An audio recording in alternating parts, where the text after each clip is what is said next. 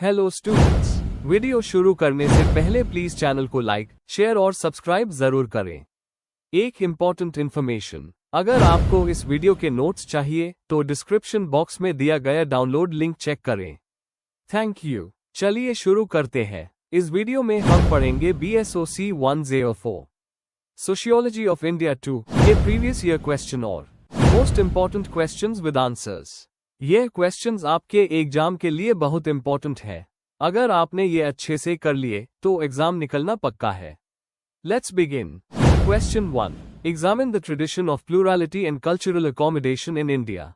Question explanation. इस question में हमें ये समझना है कि भारत जैसे डाइवर्स देश में अलग अलग धर्म, भाषा और संस्कृतियों को कैसे एक्सेप्ट और एडजस्ट किया गया। हमें प्लूरलिटी का मतलब समझाना है, कल्चरल अकोमोडेशन कैसे हुआ और इसका इंडियन सोसाइटी पर क्या इम्पैक्ट है, ये बताना है। आंसर। इंट्रोडक्शन। भारत अपनी बहुत बड़ी डाइवर्सिटी के लिए जाना जाता है, जहां अलग अलग धर्म, जाति, भाषा और समुदाय एक साथ रहते हैं। प्लूरलिटी का मतलब है विभिन्नता को एक्सेप्ट करना और कल्चरल अकोमोडेशन का मतलब है अलग कल्चर्स के बीच समायोजन करना। प्राचीन समय से ही भारत ने नए विचारों और परंपराओं को अपनाया है। रविंद्रनाथ टैगोर और महात्मा गांधी जैसे सोचने वाले हमेशा इंक्लूसिवनेस पर जोर देते थे। इस आंसर में हम इस ट्रेडिशन के इतिहास, प्रक्रिया और महत्व को डिस्कस करेंगे। Main body. 1. Historical roots of plurality in India. प्राचीन समय, इंडस वैली से हाई भारत में अलग अलग संस्कृतियां रही। ऋग वेदा में भी कहा गया, एकम सत विप्र बहुधा वदंती, यानी सत्य एक है, उस अलग अलग नाम से जाना जाता है। बुद्धिज्म और जैनिज्म। हिंदू धर्म के अंदर ही नए धार्मिक आंदोलन आए जो दूसरे विचारों के साथ को एग्जिस्ट हुए। Cultural exchange. ग्रीक, पर्शियन और सेंट्रल एशियन लोग आए और उनके कल्चर्स को अब्सॉर्ब किया गया। 2. मध्यकालीन भारत और कल्चरल अकोमोडेशन। भक्ति और सूफी आंदोलन। इन मूवमेंट्स ने धर्म के बीच के बैरियर्स को कम किया। संत कबीर, गुरु नानक ने सबको प्रेम और समन्वय का संदेश दिया। मुगल काल। अकबर ने सुलह आई कुल की पॉलिसी चलाई जहां सब धर्मों का सम्मान था। Mughal architecture Indo Islamic culture का बेस्ट एग्जाम्पल है। Regional cultures. हिंदू धर्म के अंदर भी अलग पंथ जैसे शैविज्म, वैष्णविज्म, शक्तिज्म एक साथ चले। 3. आधुनिक और स्वतंत्र भारत। ब्रिटिश समय, वेस्टर्न एजुकेशन और ब्रिटिश हुकूमत के टाइम रिफॉर्म मूवमेंट्स आए जैसे ब्राह्मो समाज, आर्य समाज, जिन्होंने पुरानी परंपराओं को नए रूप दिए। संवैधानिक सुरक्षा। भारत का संविधान धर्म, भाषा और संस्कृति की फ्रीडम देता है। फंडामेंटल राइट्स और डायरेक्टिव प्रिंसिपल्स हार्मनी को प्रमोट करते हैं।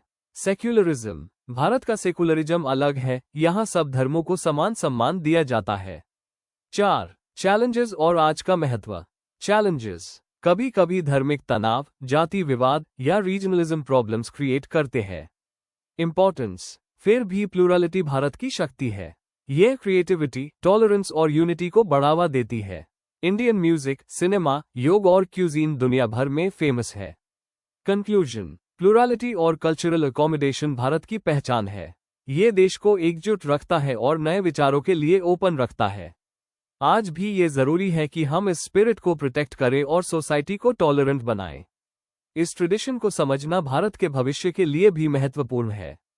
If you need the notes of this video, there's a download link in the description box. Be sure to check it out. Thank you. Question 2.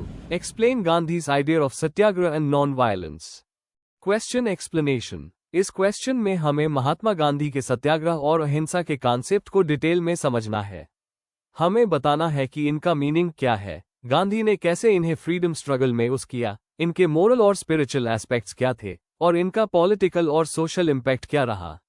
Answer. Introduction. Mahatma Gandhi Bharat के सबसे प्रभावशाली नेताओं में से एक थे। उनका फिलॉसफी सत्याग्रह, ट्रूथ फोर्स और अहिंसा, नॉन वायलेंस पर आधारित था। गांधी मानते थे कि सत्य और अहिंसा सिर्फ एथिकल प्रिंसिपल्स नहीं बल्कि एक प्रैक्टिकल स्ट्रैटेजी भी है जिससे मास मूवमेंट चलाया जा सकता है। उन्होंने हिंसा और शास्त्र के बिना प्रोटेस्ट का एक नया मॉडल दिया जो मॉरल स्ट्रेंथ पर बेस्ड था।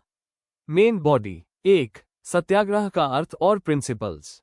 डेफिनेशन। सत्याग्रह का मतलब है सत्य, ट्रूथ, प्लस एग्र, फर्मनेस, मतलब सत्य पर दृढ़ता से टिकना। ये पैसिव रेजिस्टेंस नहीं बल्कि एक एक्टिव और डिसिप्लिन स्ट्रगल है। Core idea. गांधी कहते द सत्य ही ईश्वर है और सच्चाई पर टिक कर हम दूसरों के मन को बदल सकते हैं। नॉन कोऑपरेशन, अन्याय के साथ सहयोग न करना, बॉयकॉट, प्रोटेस्ट या सिविल डिसोबीडियंस के रूप में। सेल्फ सफरिंग, सत्याग्रही को दुख सहने के लिए तैयार रहना चाहिए बिना बदले की भावना के। 2. अहिंसा नॉन वायलेंस का कॉन्सेप्ट। डेफिनेशन, अहिंसा का मतलब है किसी भी जीव को सोच, वाणी या कर्म से चोट ना पहुंचना।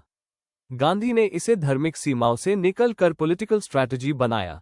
Spiritual base, Hinduism, Jainism, Christianity जैसे धर्मों से प्रेरणा लेकर गांधी ने दया और प्रेम को प्रमोट किया। पॉजिटिव एस्पेक्ट, अहिंसा का मतलब कमजोरी नहीं, ये साहस, धैर्य और रचनात्मक विरोध को दर्शाता है।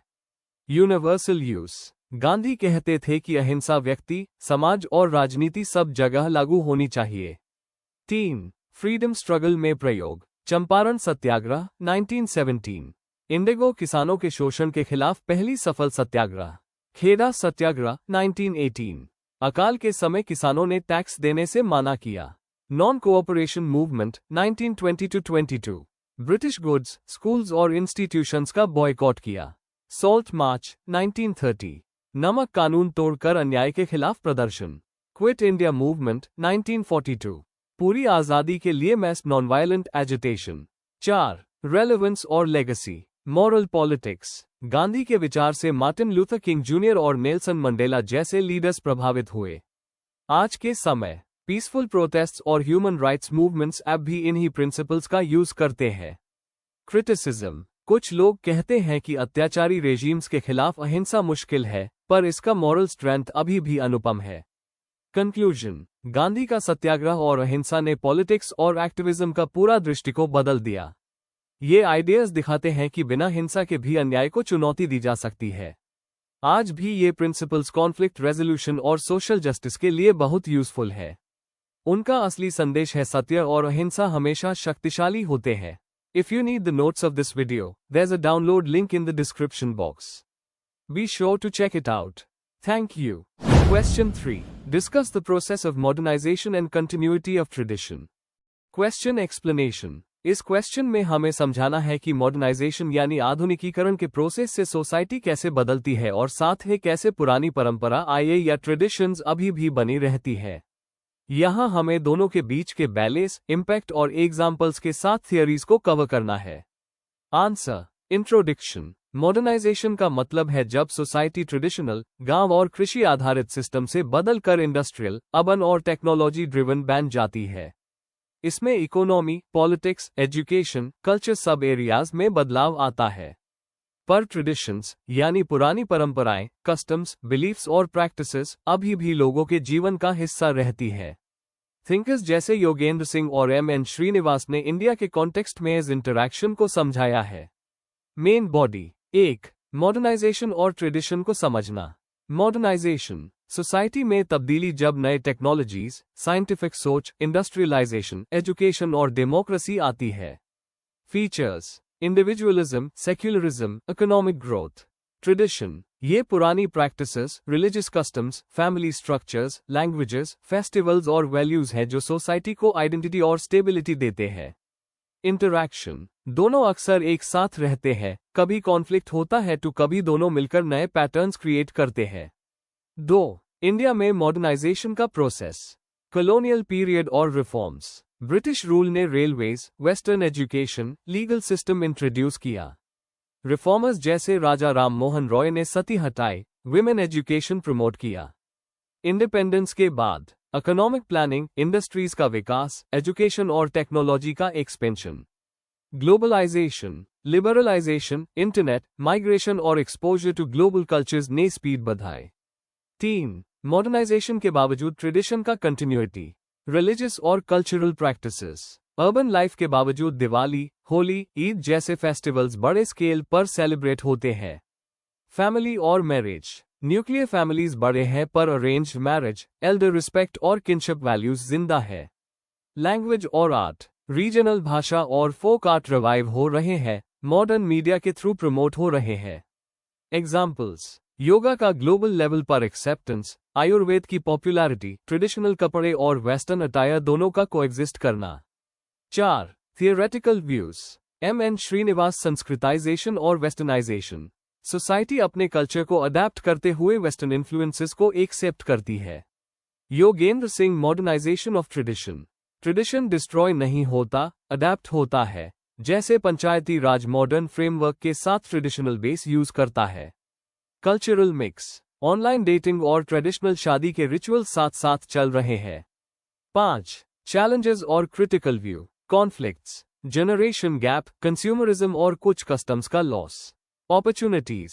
टेक्नोलॉजी ट्रेडिशंस को प्रिजर्व और प्रमोट कर रही है, जैसे online folk music platforms. Balance. Best results तब मिलते हैं जब मॉडर्न और ट्रेडिशनल दोनों का पॉजिटिव साइड लिया जाता है। कंक्लूजन। मॉडर्नाइजेशन और ट्रेडिशन एक दूसरे के ऑपोजिट नहीं, अक्सर साथ साथ चल सकते हैं। इंडिया में टेक्नोलॉजी और इकोनॉमी बदल रहे हैं पर कल्चर और वैल्यूज अडेप्ट होकर सर्वाइव करते हैं। यह बैलेंस सोसाइटी को एक यूनिक आइडेंटिटी देता है। If you need the notes of this video, there is a download link in the description box. Be sure to check it out. Thank you. Question 4. Describe the ethnographic profile of tribes in India. Question explanation. इस question में हमें भारत के tribal groups के बारे में detail में बताना है। कौन है ये ट्राइब्स, उनका कल्चर, लाइफस्टाइल, इकोनॉमी और जियोग्राफिकल डिस्ट्रीब्यूशन क्या है। साथ ही एथनोग्राफी का रोल भी एक्सप्लेन करना है। आंसर। इंट्रोडक्शन। ट्राइब का मतलब होता है एक ऐसा सोशल ग्रुप जिसका अपना नाम, लैंग्वेज और कल्चर होता है, जो अक्सर अलग अलग या दूर दराज एरियाज में रहते हैं। भारत में इन्हें शेड्यूल्ड ट्राइब्स के नाम से जाना जाता है। ये हमारे देश के कल्चरल फैब्रिक का एक इम्पॉर्टेंट हिस्सा है। एथनोग्राफी का मतलब होता है किसी कम्युनिटी या कल्चर का सिस्टमैटिक स्टडी। इस आंसर में हम मेजर ट्राइबल ग्रुप्स, उनके फीचर्स और उनके सोशियो इकोनॉमिक और कल्चरल एस्पेक्ट्स के बारे में बात करेंगे। Main body. 1. ट्राइब्स का डेफिनेशन और महत्व। ट्राइब्स इंडिजिनस कम्युनिटीज होते हैं जिनका अपना एक यूनिक कल्चर और सोशल प्रैक्टिसेस होता है। ये अक्सर फॉरेस्ट्स, हिली या रिमोट एरियाज में रहते हैं। 2011 सेंसस के हिसाब से भारत की टोटल पॉपुलेशन का लगभग 8.6% ट्राइबल है। आर्टिकल 342 के तहत इन्हें शेड्यूल्ड ट्राइब्स का स्टेटस दिया गया है, जिससे उनको स्पेशल राइट्स और प्रोटेक्शंस मिलते हैं। एथनोग्राफिक स्टडी इंपॉर्टेंट है क्योंकि ये हमें उनके किनशिप, इकोनॉमी, रिलीजन और गवर्नेंस के यूनिक एस्पेक्ट समझाता है। 2. ट्राइब्स का डिस्ट्रीब्यूशन और क्लासिफिकेशन। ट्राइब्स पूरे भारत में फैले हुए हैं, पर सबसे ज्यादा मध्य प्रदेश, छत्तीसगढ़, झारखंड, ओडिशा, महाराष्ट्र और नॉर्थ ईस्ट स्टेट्स में मिलते हैं। एग्जाम्पल्स: गोंड्स, भील्स, संथाल्स, नगास, मिजोस, टोडस। क्लासिफिकेशन उनके एनवायरनमेंट और इकोनॉमी के बेसिस पर होती है। Hunting and gathering tribes, Chenchus, Kadar. Pastoral tribes, Todas, Gujjars. Agricultural tribes, Santhals, Oraons. Regional groups, Himalayan tribes, central Indian tribes, north eastern tribes. 3. Socio cultural features, language और आइडेंटिटी। हर ट्राइब की अपनी डायलेक्ट या लैंग्वेज होती है जो उनके कल्चर का मेन पार्ट है। फैमिली और किनशिप। ज्यादातर ट्राइब्स में क्लैन सिस्टम होता है, जहां रिलेटिव्स और किनशिप टाइज बहुत इंपॉर्टेंट होते हैं। रिलीजन और beliefs. Tribal religion mostly animistic होती है, नेचर, स्पिरिट्स और एंसेस्टर्स की वर्शिप करते हैं। कुछ ट्राइब्स ने हिंदुइज्म, क्रिश्चियनिटी या इस्लाम अडॉप्ट किया है।